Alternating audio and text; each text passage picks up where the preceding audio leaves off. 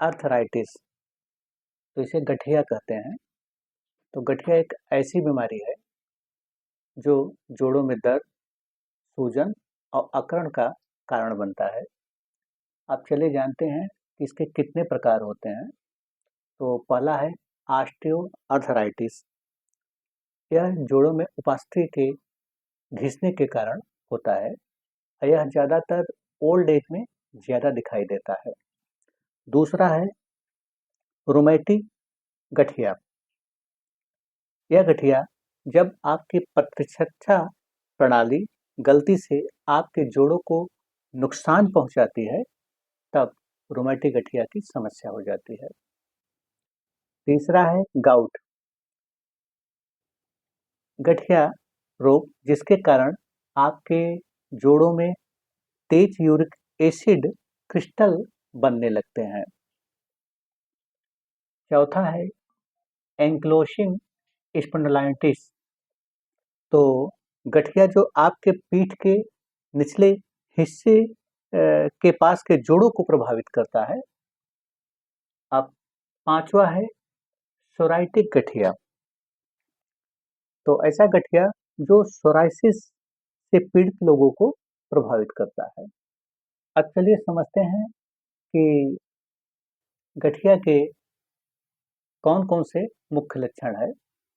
तो यह जोड़ों में सूजन, अकड़न, गतिशीलता में कमी, जोड़ों में लालिमा और जोड़ों में गर्मी।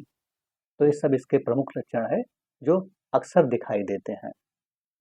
अब चलिए जानते हैं कि गठिया के कौन कौन से मुख्य कारण है। तो पहला है उम्र। तो उम्र एक बहुत बड़ा कारण है कि उम्र बढ़ने पर गठिया जैसी समस्या स्वतः पैदा हो जाता है। दूसरा चोट, जैसे यदि शरीर में कहीं चोट लग गया है तो उस हिस्से में गठिया जैसी समस्या पैदा हो जाता है। तीसरा है वंशानुगत। तो पीढ़ी दर पीढ़ी कभी कभी यह समस्या पैदा हो जाता है। चौथा है मोटापा। तो बहुत ज़्यादा वेट बढ़ना भी यह एक बहुत बड़ा कारण है, जिसकी वजह से गठिया की समस्या पैदा हो जाता है। पांचवा संक्रमण। तो यदि हड्डियों में कोई संक्रमण है तो उसकी वजह से भी गठिया जैसी समस्या पैदा हो जाता है। अब चलिए जानते हैं कि गठिया से प्रभावित कौन कौन से जोड़ प्रभावित होते हैं।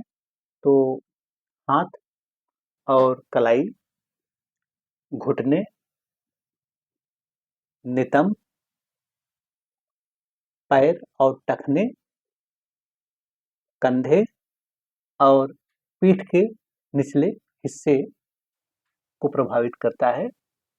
अब चलिए समझते हैं कि यदि गठिया की समस्या से निजात पाने के लिए इसमें आहार का बहुत बड़ा रोल होता है।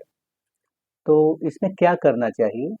तो पहले देसी बाजरा इसे भिगो ले और उसका सेवन करें, क्योंकि गाँव में पहले घर घर लोग देसी बाजरे का सेवन करते थे, तो जिससे बुजुर्गों को गठिया और हड्डी संबंधित बीमारी बहुत ही कम दिखाई पड़ता था।